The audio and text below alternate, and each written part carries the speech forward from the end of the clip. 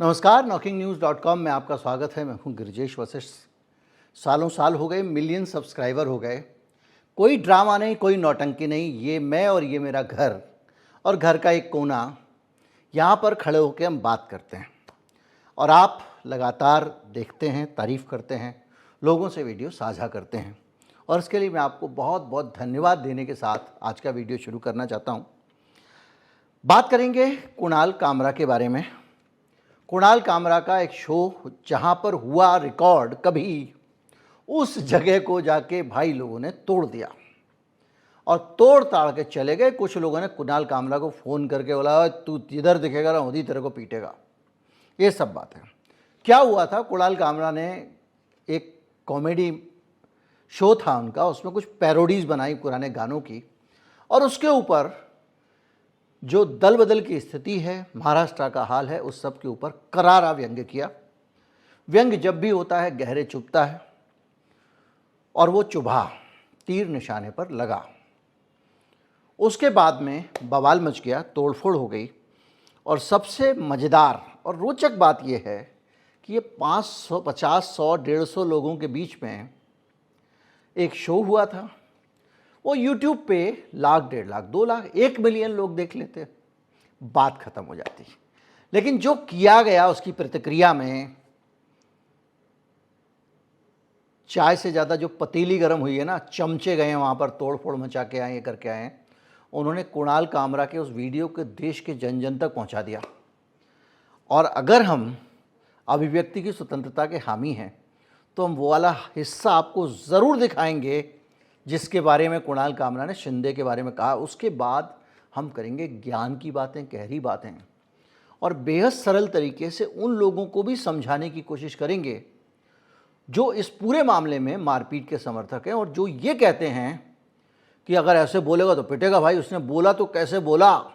जो ऐसे बोलते हैं उन लोगों को भी ये पता लगेगा कि पीटना क्यों नहीं चाहिए था। इस पर हम चर्चा करेंगे बहुत। इसमें फ़िलॉसफी की बात होगी, इसमें हम बहुत सारी जो है वो नज़ीरें लाएंगे, पूरी दुनिया का क्या हाल है, एक कंप्लीट तस्वीर अभिव्यक्ति की स्वतंत्रता को लेकर आपके सामने होने वाली है। शुरू करते हैं कुणाल कामरा के वीडियो से, जो मैंने आज वैसे भी पोस्ट कर दिया था ताकि आप देख सकें। उसके बाद वापस आता हूँ। कि क्रिटिसिज्म ये डेमोक्रेसी की आत्मा है। हमारे यहाँ तो कहा जाता है शास्त्रों में, निंदक नियरे राखिए। जो आलोचक होते हैं वो सबसे निकट होने चाहिए आपके पास। देश में कैसा होगा, कुछ होगा नहीं, उस पर डिस्कशन नहीं करता है। ड्रीम 11 पे आप एक ही बार टीम बना सकते हो। जज के ऑर्डर में लिखा है। जो इन्होंने महाराष्ट्र की इलेक्शन से किया है ना भाई साहब, बोलना पड़ेगा। यहाँ पे इन्होंने पहले क्या किया, शिवसेना बीजेपी से बाहर आ गई, फिर शिवसेना से बाहर आ गई, एनसीपी से बाहर आ गई। एक वोटर को 9 बटन दे दिए, सब कंफ्यूज हो गए। चालू एक जन ने किया था, वो मुंबई में एक बहुत बढ़िया डिस्ट्रिक्ट है थाने, वहाँ से आते हैं। थाने की रिक्शा, चेहरे पे दाढ़ी, आंखों में चश्मा, हाय। थाने की रिक्शा, चेहरे पे दाढ़ी, आंखों में चश्मा, हाय। एक झलक दिखलाए, कभी गुवाहाटी में छुप जाए। मेरी नजर से तुम देखो, गद्दार नजर वो आए। थाने की रिक्शा, चेहरे पे दाढ़ी, आंखों पे चश्मा, हाय। मंत्री नहीं वो दल बदलू है, और कहा क्या जाए। जिस थाली में खाए उसमें ही वो छेद कर जाए। मंत्रालय से ज्यादा फडणवीस की गोदी में मिल जाए। तीर कमान मिला है इसको, बाप मेरा ये चाहे। थाने की रिक्शा, चेहरे पे दाढ़ी, आंखों पे चश्मा, हाय। सोचो ना, मतलब ये पॉलिटिक्स है इनकी। परिवारवाद खत्म करना था, किसी का बाप चुरा लिया। क्या रिप्लाई होगा भाई? मैं मिलूँ कल तेंदुलकर के बेटे को, बोलूँ कि आजा भाई लंच पे मिलते हैं, आधा घंटा तेंदुलकर की तारीफ करूँ और बोलूँ कि देख आज से पर वो मेरा बाप है। तू ढूंढ ले कोई ऑन द वे। हमारा तीसरा गाना है जो ये लूट लगी है ना, पूरा देश बिजी है खुदाई में, खोद रहे हम, कुछ निकल जाए पता नहीं। खोदो खोदो, उडुपी के नीचे स्टारबक्स मिलेगा, स्टारबक्स के नीचे उडुपी मिलेगी।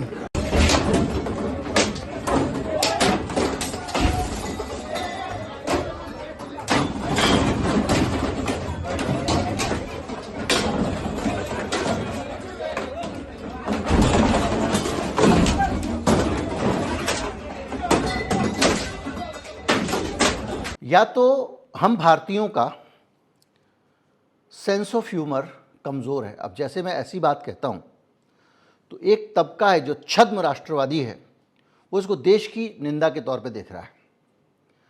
लौंडे की नाक बह रही है, सड़क पे घूम रहा है, चप्पल टूटी हुई पहनी हुई है, लेकिन आपको उसे हैंडसम बोलना पड़ेगा। क्यों? क्योंकि तू हमारा भाई नहीं है, हमारे लौंडे को तू नाक बहने वाला बोल रहा है। उसको हैंडसम बोल, तभी माना जाएगा तू हमारा सगा है। तो हमारे घर की, हमारे देश की, हमारी जो कमियां हैं, शॉर्ट कमिंग्स हैं, उसको अगर इस देश के जो मालिकान हैं वो लोग जानेंगे, तभी तो उसको सुधारने के लिए जिनकी जिम्मेदारी उनके कान खींचेंगे, ये ठीक करो, नाक पोछो इसकी, है ना। तो इस तरह से हम जो कुछ आलोचना करते हैं, देश का क्या हाल है बताते हैं, वो देश का विरोध नहीं कर रहे हैं, उन्हें देश पे शर्म नहीं आ रही। और अगर वो कह रहे हैं मुझे शर्म आ रही है, तब भी वो ये कह रहे हैं कि भैया ये ऐसे हालात हो रहे हैं कि हमको शर्म ना आए, आपको शर्म ना आए, दूसरे आगे निकल जा रहे हैं, तो अपने आप को बदलो।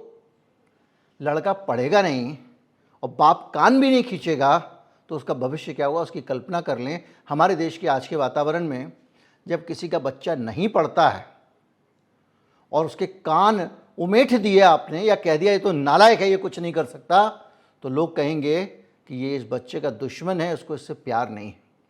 अरे मूर्खों, असली प्यार उसी को है जो उसकी कमियों को देख के दूर करना चाहता है। लेकिन ये भावनात्मक बातों से थोड़ा आगे बढ़ते हैं। भारतीय ऐसा क्यों करते हैं?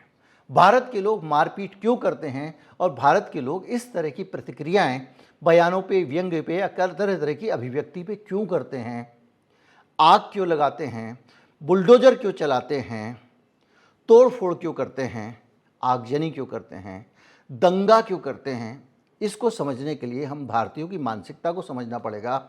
और मानसिकता को समझने के लिए कुछ अंतर्राष्ट्रीय स्तर पे जानी मानी फिलॉसफीज़ हैं, उनके बीच में जाते हैं, उसके बाद आते हैं। पहली है न्यूएंस्ड थिंकिंग। न्यूएंस्ड थिंकिंग क्या होती है? गहराई से सोचने की कला। हमारे जो लोग हिंसा में शामिल हैं, सभी भारतीय नहीं, उनके अंदर गहराई से सोचने की कला का अभाव होता है। उसमें वो लोग भी शामिल हैं जो शिंदे साहब के लिए मारपीट करने गए। और इसमें एक और छोटी चीज़ भी है कि उसमें कुछ लोग शिंदे साहब के चमचे भी हो सकते हैं, जो शिंदे साहब की नज़र में अपनी इमेज वफादार की बनाना चाहते हों, क्योंकि वो समझते हैं कि शिंदे साहब बेवकूफ़ हैं, इनकी तरफ से हम किसी को गाली दे के आ जाएंगे तो ये हम पे खुश हो जाएंगे और हमारी ज़िंदगी बन जाएगी। क्योंकि भारत के समाज में लक्ष्मी का प्रवाह नेता की हथेली से ही होता है। मेरे कर पौड़ी करो, किसी ने लक्ष्मी माता से प्रार्थना की थी कि लक्ष्मी जी मुझे नहीं चाहिए लक्ष्मी, बस आप मेरे हाथ से रास्ता बना लो। तो नेताओं के हाथ से धन गुजरता है, तो अगर ये किसी को ऐसे छू देते हैं तो उसको भी लक्ष्मी मिल जाती है। तो इसलिए ये जो केटलियाँ हैं जो चाय से ज़्यादा गर्म हो रही हैं, वो सब जगह कुर्सी तोड़ने पहुँच जाती हैं। इनको शिंदे साहब ने भेजा होगा, इसमें शक है। खैर, तो ये जो चीज़ें हैं, इसमें एक न्यूएंस थिंकिंग जो है, अगर इस चमचागिरी वाले पार्ट को छोड़ दो तो एक बड़ी इंपॉर्टेंट चीज़ है। दरअसल काले और सफ़ेद ये दो रंग हैं जिनको आप कहते हैं ब्लैक एंड वाइट। लेकिन जब आप किसी ब्लैक एंड वाइट तस्वीर को देखते हैं तो उसमें दो कलर नहीं होते, 256 कलर होते हैं। काले से सफ़ेद के बीच में 256 शेड होते हैं। और जो लोग अपनी न्यूएंस थिंकिंग रखते हैं, गहराई से सोचने की कला रखते हैं, वो इन रंगों को पहचानते हैं। केवल सफ़ेद और काला नहीं पहचानते हैं। जबकि जो कट्टरपंथी होते हैं, एक्सट्रीम सोच वाले होते हैं, वो 1 मिनट में ब्लैक से वाइट जाते हैं। जैसे आपने देखा होगा ग्रामीण इलाके में लोग, कम पढ़े लिखे लोग, जो नशेड़ी सड़क पे रहने वाले लोग होते हैं, इनका जो विवेक काम कम करता है, तो ये एक ही चीज़ जानते हैं, या तो खुश या दुखी। इनके अंदर भी दो चार ही शेड जानते हैं। अगर इनको कोई बात आपकी अच्छी नहीं लगी या इनको कोई बात आहत हुई तो ये सीधे ये सोचते हैं कि इस आदमी को मार डालो या ये मर जाए। इससे नीचे की कोई चीज़ नहीं सोचते हैं। ये नहीं जानते हैं कि 256 कलर क्या है। ये समस्या इनके साथ भी है भारत में, जो एक्सट्रीमिस्ट पॉलिटिक्स करते हैं। कॉम्प्लेक्सिटी थ्योरी एक और थ्योरी है जो कहती है कि समाज का राजनीतिक समस्या सीधी सीधी नहीं होती है, बल्कि कई छोटे और बड़े कारणों से मिलकर बनी होती है, और ये अस्पष्ट और आपस में जुड़े हुए पहलू होते हैं, और सभी समस्याओं का एक हल नहीं हो सकता। हल बहुत सारे हो सकते हैं। जैसे कि अगर शिंदे साहब की जगह महात्मा गांधी होते और उनको कुणाल कामरा ने हरामखोर कहा होता, या नेहरू के खिलाफ R.K. लक्ष्मण जब तल्ख कार्टून बनाते थे तो वो उनको अपने पास बुलाते थे और चाय पिलाते थे, इसी कुणाल कामरा ने पप्पू से लेके पता नहीं कौन कौन सा मजाक राहुल गांधी का उड़ाया है। और जब एकता यात्रा में कुणाल कामरा मिलने गया तो राहुल गांधी ने उसी गर्मजोशी से स्वागत किया, क्योंकि जो जानता है बीच के शेड्स क्या हैं। अगर गांधी जी कहते थे कोई तुम्हें गाली दे तो तुम सुन लो, उसको लोगों ने एक बनाया कि उन्होंने कभी नहीं कहा कि एक गाल पे थप्पड़ मारे तो दूसरा ऊपर ना। ये सबसे अच्छा तरीका है अपने आलोचक को शांत करने का कि नफरत के बदले उसको प्यार दे दो। तो ये भी एक ग्रे हो गया 256 में से, जिसको आप कहते हैं कॉम्प्लेक्सिटी थ्योरी। और ये रास्ता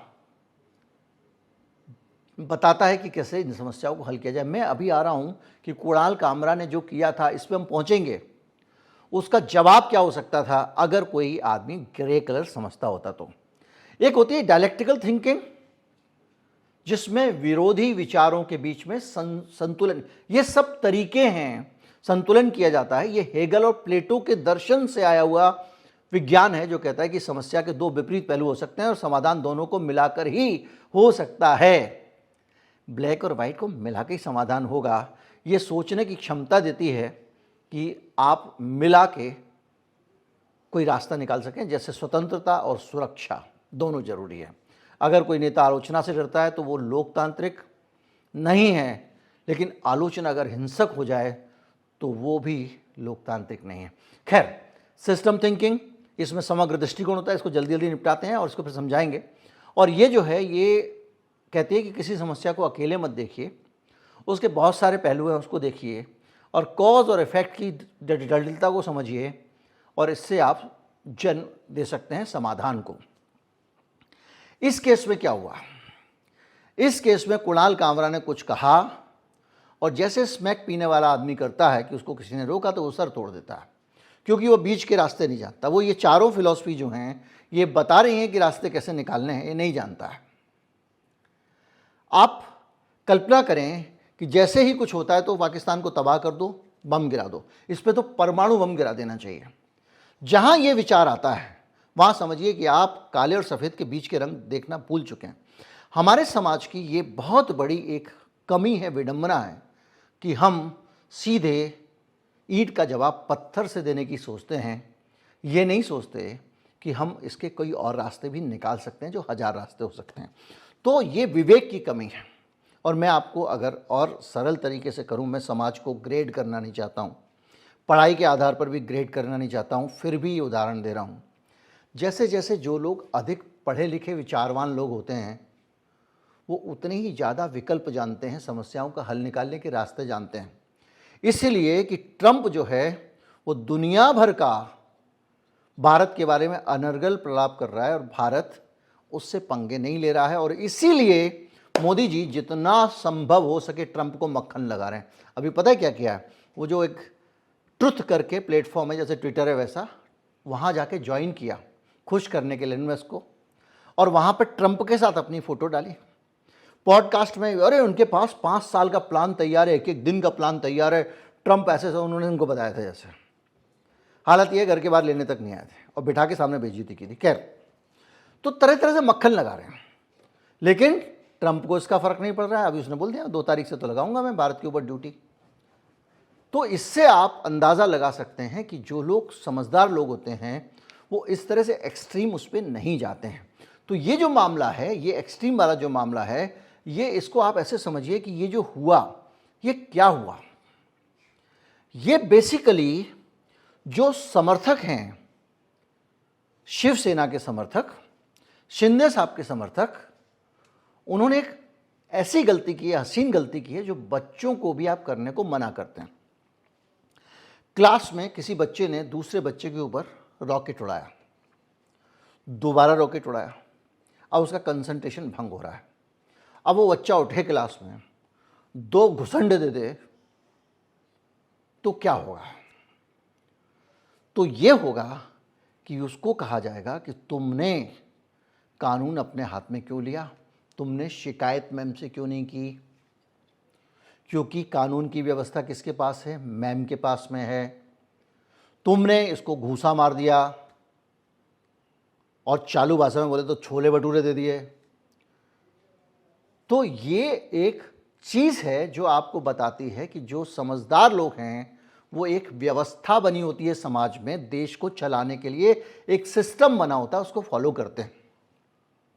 दुर्भाग्य से जो हमारे देश को लीड करने वाले लोग हैं, उन लोगों के अंदर भी उन ग्रे कलर्स को समझने की क्षमता नहीं है।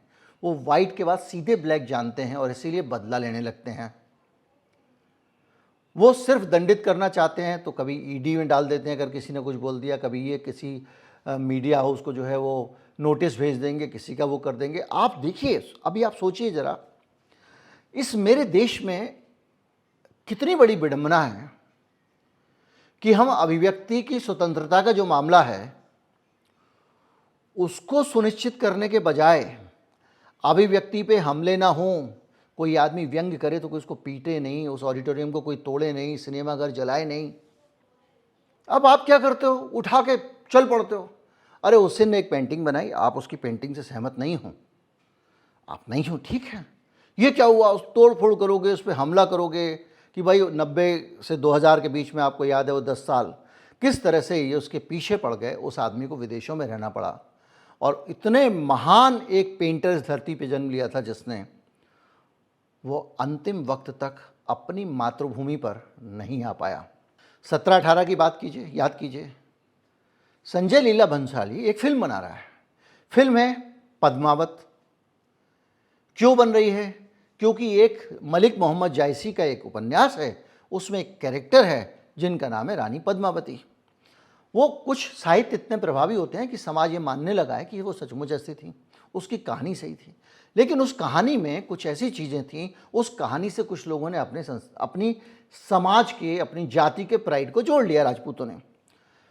शूटिंग के दौरान जाके संजय लीला भंसाली की पिटाई हुई है, और ये सारा का सारा विरोध हुआ है और सिनेमाघरों में आगजनी की गई है।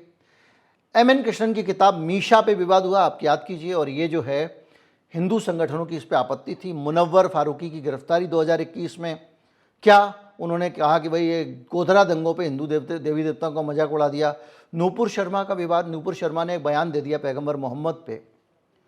नतीजा ये हुआ कि उस बयान पे व्हाट्सएप ग्रुप में कोई मैसेज डालने के कारण एक दर्जी का लोगों ने गला काट दिया। आप इससे अंदाजा लगाइए कि वीरदास के स्टैंड अप शो का विरोध हुआ और आमिर लाल सिंह चड्ढा का बहिष्कार किया लोगों ने। तो ये ऐसे बहुत सारे उदाहरण हमारे सामने। तो ये उदाहरण क्या है? ये उदाहरण है कि आप लोग इस मसले को सही ढंग से सुलझाने में सक्षम नहीं हो। आपका आईक्यू उस नशेड़ी स्मेकिए के बराबर है जो ग्रेस को सोच ही नहीं सकता है, और ये समस्या हमारे देश की सबसे बड़ी समस्या बन गई है। सबसे बड़ी समस्या बन गई है तो कैसे बन गई है? सबसे बड़ी समस्या ऐसे बन गई है कि जिस समाज में लोग संवाद के जरिए एक दूसरे को ये ना समझा पाएं क्या सही है क्या गलत है, उससे बुरा कुछ नहीं हो सकता। विडंबना देखिए कि जब इतने सारे हमारे देश में उदाहरण हैं, हम लोग इतना एक्सट्रीम जाके अभिव्यक्ति को कुचलते हैं, तो मेरे देश की सरकार जो कानून बना रही है, जो कानून बनाती है और जिस पे विचार करती है और जिस पे रोज चिंता होती है, वो क्या है? इस देश में लोगों को बोलने की आज़ादी ज़्यादा है, अभिव्यक्ति की स्वतंत्रता तो बहुत ही ज़्यादा है। इतना बोलने की आज़ादी होनी नहीं चाहिए। चीन में बोल के दिखा लोगे, उत्तर कोरिया में बोल के दिखाओ, मतलब आप तुलना कहाँ कर रहे हो? चीन और उत्तर कोरिया में। कुछ ज़्यादा ही आज़ादी है हमारे देश में बोलने की। ये एक नैरेटिव बनाया जा रहा है और सरकार जो कानून बनाती है वो भी अभिव्यक्ति की स्वतंत्रता को रोकने के। मेरे दूसरे चैनल पे भी मैंने 4 दिन पहले एक वीडियो डाला था कि किस तरह से देश में पत्रकार अब भ्रष्ट मामलों का खुलासा नहीं कर पाएंगे। क्यों? क्योंकि सरकार ने जो डाटा प्राइवेसी एक्ट में ऐसे प्रोविज़न कर दिए हैं कि कोई आदमी किसी के बारे में कोई जानकारी आरटीआई से निकाल के उसको जब तक उस आदमी से बात नहीं कर लेगा खबर नहीं बना सकता। भ्रष्टाचार का मामला है। अभी ये मान लीजिए जज साहब हमारे वर्मा साहब, और उनके पास में अगर 1000 करोड़ रुपए रखे हुए हैं, किसी जगह पे रखे हुए हैं, सरकार से हमने वो डॉक्यूमेंट निकलवाए या हमने डॉक्यूमेंट निकाल लिए, गडकरी जी ने इतने रुपए की रिश्वत खाई और वो डॉक्यूमेंट लेके हमने बना दी अगर स्टोरी जो अभी तक बनाते आए हैं, आरटीआई के ज़रिए बहुत सारे इस देश में खुलासे हुए हैं, तो आप जेल जा सकते हैं। क्यों? आपने निजी सूचना पता कर ली उसकी, और आरटीआई के ज़रिए निजी सूचना आप प्राप्त नहीं कर सकते। ये प्रोविज़न कर दिया गया। आप देख लीजिए मोदी जी की निजी सूचना के सामने डिग्री। तो क्या हो रहा है इस देश में? हमको और आपको ये तो समझाया जा रहा है कि अभिव्यक्ति की स्वतंत्रता नहीं होनी चाहिए, लेकिन अभिव्यक्ति की स्वतंत्रता का ये जो गुंडागर्दी वाला हिंसक प्रतिकार है, इसको रोकने के लिए कोई सिस्टम काम नहीं कर रहा है। क्यों नहीं कर रहा है? क्योंकि जो पावर में होता है आलोचना उसी की होती है। तो जो सत्ता में बैठा हुआ है वो ये चाहता है कि मेरे बारे में कोई कुछ ना बोले। वो ये नहीं चाहेगा कि मेरे बारे में कोई कुछ बोल दे तो सिंधे साहब जी ये कहें कि नहीं बोल दिया तो कोई बात नहीं, लेकिन बोला तो उसकी रक्षा करना ना, मैं 4 गुंडे भेज के उसको कुटवा दूंगा। वो पूरा हॉल तोड़ दिया, पूरा स्टूडियो। तो ये जो सरकार का रवैया भी है वो ये है कि अभिव्यक्ति की स्वतंत्रता के लिए काम करने के बजाय उसको कुचलने पे काम करती है। आप कहोगे ऐसा ही होता है, तो मैं आपको बताता हूँ दुनिया में क्या हो रहा है। अमेरिका में फर्स्ट अमेंडमेंट आया, संविधान का पहला संशोधन, उसमें अभिव्यक्ति की स्वतंत्रता को सबसे बड़ी प्राथमिकता दी गई। और आप कितना भी बड़ा राजनीतिक मजाक भले ही राष्ट्रपति क्यों ना उस पर कर सकते हैं, उसके बारे में बयान दे सकते हैं। अभी ट्रंप के जो कार्टून बने हैं हाल में भी, उसके अंदर एक कुत्ता बंधा हुआ है पुतिन के हाथ में, उसकी शक्ल ट्रंप जैसी है। ऐसे अनेक कार्टून में एक वीडियो में मैंने लगाए थे। वहाँ पर इतनी सारी खुली अभिव्यक्ति होने के बावजूद आपकी हिम्मत नहीं है, आप भले ही ट्रंप हों या शिवसेना हो, कुछ हो, कि किसी आदमी को कूट धरो कि उसने आपकी आलोचना की है। लेकिन भारत में सरकार कह रही है कि वो आलोचना ना कर पाए ऐसा कानून बनाओ, कूटने वाले को रोकने का कानून मत बनाओ। ये आपके सामने मैं अमेरिका को उदाहरण दे रहा हूँ। और कोई कार्रवाई होती है और कोई मारपीट वगैरह करता है तो लंबी लंबी सजाएं होती हैं। सैटरडे नाइट लाइव जैसे शो जो लगातार ट्रंप का मजाक उड़ाते थे वो सरवाइव करते रहे। अगर आपको थोड़ा सा भारत में भी पीछे जाओ, इसी देश में 2014 से पीछे जो कॉमेडी सर्कस आता था, उसके अंदर सोनिया गांधी और मनमोहन सिंह का वेश धर धर के कॉमेडियन किस स्तर का मजाक उड़ाते थे याद कीजिए। कभी मनमोहन सिंह की सरकार ने, सोनिया गांधी ने ऐसा किया? आज मोदी जी का करके दिखाया कोई किसी में हिम्मत है तो? वही कृष्णा और वही कपिल और वो सब लोग हैं। ये एक अंतर है जो हमको बताता है कि हम सिविलाइज समाज से पीछे की तरफ जा रहे हैं। लेकिन अभी अपने देश वाले उदाहरण को छोड़ देते हैं। हमने अमेरिका वाला देखा, इलॉन मस्क को लेकर सोशल मीडिया पे क्या ट्रोलिंग हो रही है। कोई केस सुना भी आज तक आपने? अभी आपने सुना किसी के खिलाफ एफआईआर हो गई हो? या तो आप सोचो राणा सांगा के खिलाफ एक बयान देने पर 2 जगह एफआईआर हो गई है। जो राणा सांगा कब के दुनिया से जा चुके हैं। किसी ने गद्दार कह दिया तो बड़ा बुरा लग गया। क्यों? राणा सांगा हमारे धर्म का था, हमारी जाति का था। भाई बाबर को बुला के क्यों लाया था? बाबर विलेन है और राणा सांगा हीरो है। ये कैसे हो सकता है? अपने ही रिश्तेदारों के खिलाफ, देश के लोगों के खिलाफ। और उस बाबर से जो लड़ा, जिसने विरोध किया, इब्राहिम लोधी, उसके लिए कोई नहीं लड़ता। तो आप ये समझिए कि आज आप राणा सांगा को भी कुछ नहीं बोल सकते हो, एफआईआर हो जाती है, मुकदमे हो जाते हैं। जहां किसी ने बयान दिया, देश में 15 जगह एफआईआर। वो राहुल गांधी ने आरएसएस को कुछ कह दिया, 25 जगह एफआईआर। और वहां देखिए आप क्या क्या हो रहा है। अगर आप कहोगे कि अमेरिका ही अमेरिका है तो फ्रांस में आ जाइए। फ्रांस में हालत ये है कि शार्ली हेब्दो का मामला हुआ था, याद कीजिए। एक मैगजीन थी, कार्टून मैगजीन है, उसने पैगंबर मोहम्मद के कुछ कार्टून बनाए थे और इस्लाम में किसी भी तरह से पैगंबर की कोई भी तस्वीर बनाने की मनाही है, गुनाह है। ये उस धर्म का अपमान माना गया और उसके बाद हमला हुआ, आतंकवादी हमले हुए। फ्रांस की सरकार ने किसी एक कम्युनिटी के प्रति नफरत नहीं बरती, लेकिन अभिव्यक्ति की स्वतंत्रता के साथ खड़ी रही। साफ कहा कि हम अभिव्यक्ति की स्वतंत्रता पर कोई समझौता नहीं करेंगे और किसी ने तोड़ फोड़ वगैरह की तो जेल जाएगा। इसी भारत में एक पत्रिका में आलोक तोमर ने वही कार्टून गलती से छाप दिया था, दिल्ली पुलिस उठा के ले गई थी। अभिव्यक्ति की स्वतंत्रता को लेकर हमको ये समझना पड़ेगा कि ये जो ग्रे एरियाज हैं उनको समझना पड़ेगा। वो जो स्कूल वाला बच्चा था, वो किसी ने पीछे से कह दिया कि तू तो चकलू दिखता है और उसने उसका मुंह तोड़ दिया, तो उस बच्चे को जो चकलू दिखता है बोलने पे मुंह तोड़ रहा है, उसको सजा होनी चाहिए। मारपीट कर रहा है वो, टीचर को उसको पनिश करना चाहिए। उस पनिश करने का मतलब ये है कि उसको पर पेरेंट्स को बुलाए, उनको बताए, बच्चे को समझाए, काउंसलिंग में भेजे। पनिश करने का मतलब काउंसलिंग में भेजे, वहाँ काउंसलर्स को समझाए उसका महत्व। हमारे देश के नेता भी समझाएं शिंदे विंदे के चमचों को कि भैया शांत रहो, शांति ठेवा, चलता है सब। तुमने शिंदे को हरामखोर कहने वाला वीडियो 10 लाख जगह शेयर करवा दिया, आज 1 करोड़ जगह शेयर करा दिया।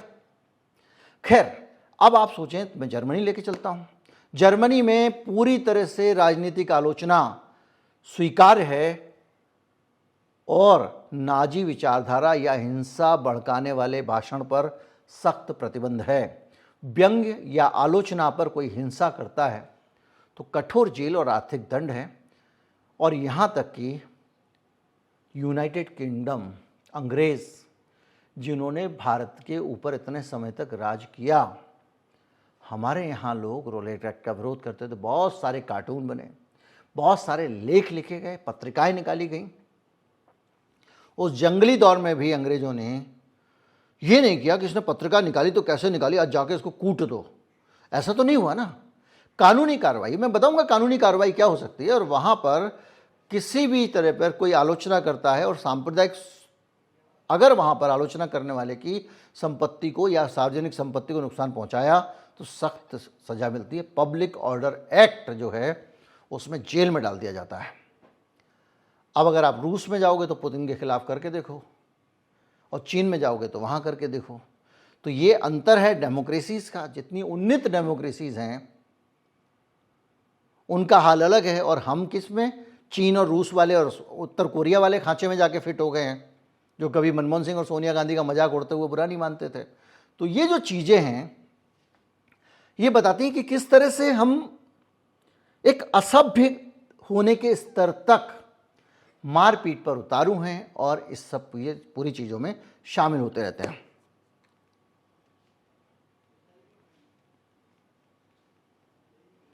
भारत में अक्सर हिंसा करने वाले छूट जाते हैं और इस हद तक छूट जाते हैं कि सरकारें अपने समर्थकों को बचाने लगती हैं। अभिव्यक्ति की स्वतंत्रता तो छोड़ दीजिए, मुजफ्फरनगर के दंगे हुए थे, उसके बाद एक ऑडियो इसमें बाकायदा वायरल हुआ था कि जो बच्चे दंगों में बंद हुए हैं उनको हम बाहर छुड़वाएंगे, आप हमको वोट दिला दो। अमित शाह बात कर रहे थे। ये जो इखलाक कांड हुआ था, गोमांस फ्रिज में होने के शक में उस आदमी को पीट दिया था, बाद में भारत सरकार ने के एनटीपीसी में उन लोगों को नौकरियां मिली जिन्होंने ये काम किया था। तो ये जो चीज़ें हैं ये बताती हैं कि किस तरह से ये समस्या बढ़ती जा रही है। अब बात ये है कि यार कोई कुछ भी कह के चला जाएगा क्या? नहीं, कोई कुछ भी कह के अगर चला जाएगा तो उसके लिए कानूनी व्यवस्था है। क्या कानूनी व्यवस्था है?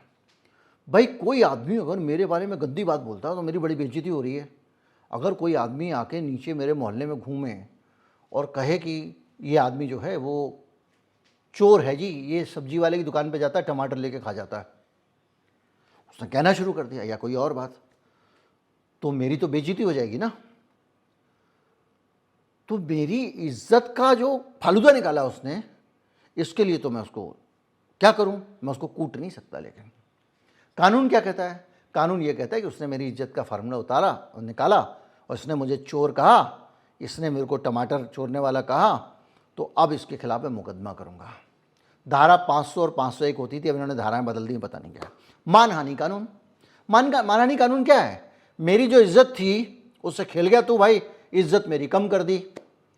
तो इस आदमी ने मेरा सामाजिक प्रतिष्ठा को नुकसान पहुंचाया। एक आदमी, भाई देखो, कोई भी आदमी अपनी प्रतिष्ठा बड़ी मेहनत से बनाता है। अब अगर तुमने उसे नुकसान पहुंचाया तो वो आपको सजा दिलवा सकता है। तो क्या करेगा? एक तो वो कहेगा मेरा इतना नुकसान भरपाई करो, मेरा करोड़ों रुपए का नुकसान हो गया, मेरी इतनी इज्जत थी समाज में, इसके कारण कम हो गई, पैसे दे। दूसरा, इसको जेल में डालो, इसके कारण बहुत नुकसान हुआ। तो ये मानहानि कानून हमारे देश में बना हुआ है। ऐसा कानून है जिसमें आप किसी व्यक्ति को ना मार रहे हो ना पीट रहे हो, सिर्फ उसकी बेइज्जती कर रहे हो 4 लोगों के बीच में, इतने भर पे आपके खिलाफ एक्शन हो सकता है। जब इतना सख्त कानून है तो कूटने क्यों पहुंच रहे हो भाई? कुर्सियों क्यों तोड़ रहे हो?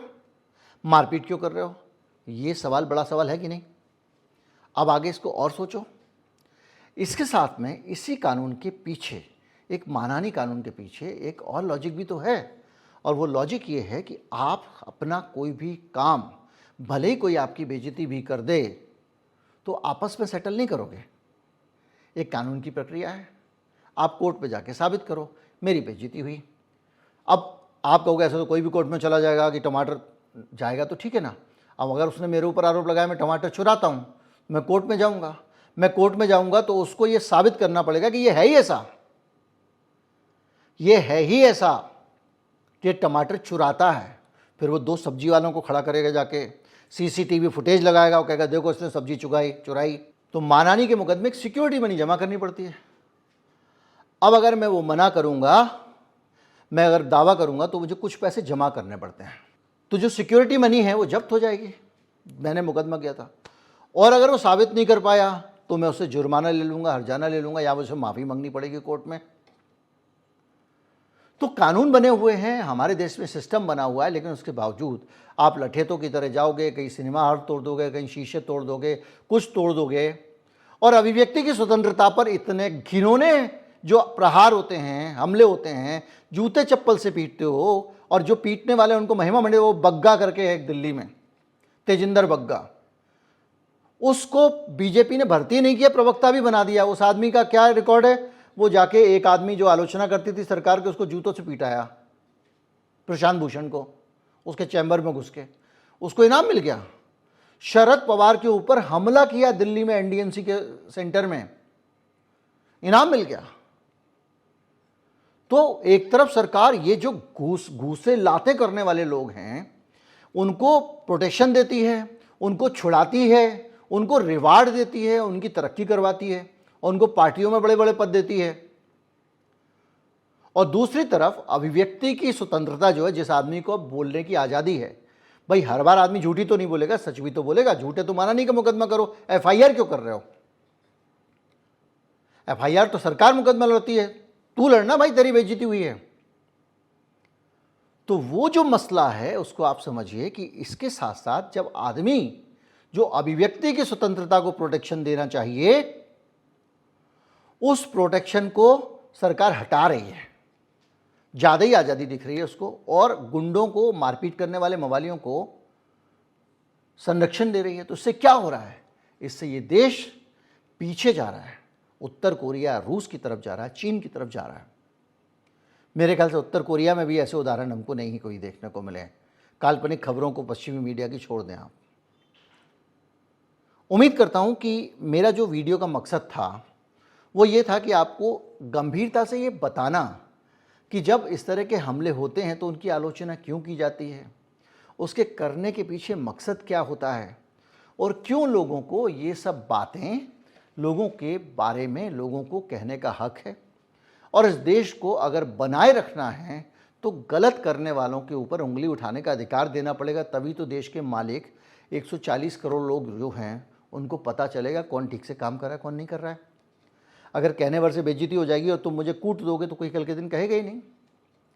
और धीरे धीरे लोग कहना बंद कर चुके हैं, और जो कहने के प्लेटफॉर्म थे और माध्यम थे, मीडिया उन पर कब्जा कर लिया गया है। ऐसे में इसका महत्व समझना बहुत ज़रूरी है। इसीलिए सरल तरीके से स्कूल के बच्चों की भाषा से दुनिया की फ़िलॉसफी को लेके मैंने आपको ये विषय समझाने की कोशिश की है कि मेरे देश के लिए, इस देश को बचाने के लिए, इस देश को सभ्य देश बने रहने के लिए क्यों अभिव्यक्ति की स्वतंत्रता ज़रूरी है। उम्मीद करता हूँ वीडियो आपको अच्छा लगा होगा। अच्छा लगा हो तो दोस्तों से साझा करें ताकि उनके भी मन में कुछ जानकारियाँ बढ़ें। नमस्कार, जय हिंद। क्योंकि ये जानकारियाँ भी उस ब्लैक और वाइट के बीच के जो ग्रे एरिया हैं उसका एक हिस्सा है। ये जितनी जानकारियाँ हैं ये उसी ग्रे एरिया की तरफ आपको ले जाती हैं। अगर ये जानकारियाँ नहीं हैं तभी तो आप जो वाइट वाला और ब्लैक के बीच में आलोचना नहीं सुनते और पीटना शुरू करते, तो आपको लगता है पीटने से सब ठीक हो जाएगा, जबकि उल्टा होता है। नमस्कार, फिर से जय हिंद।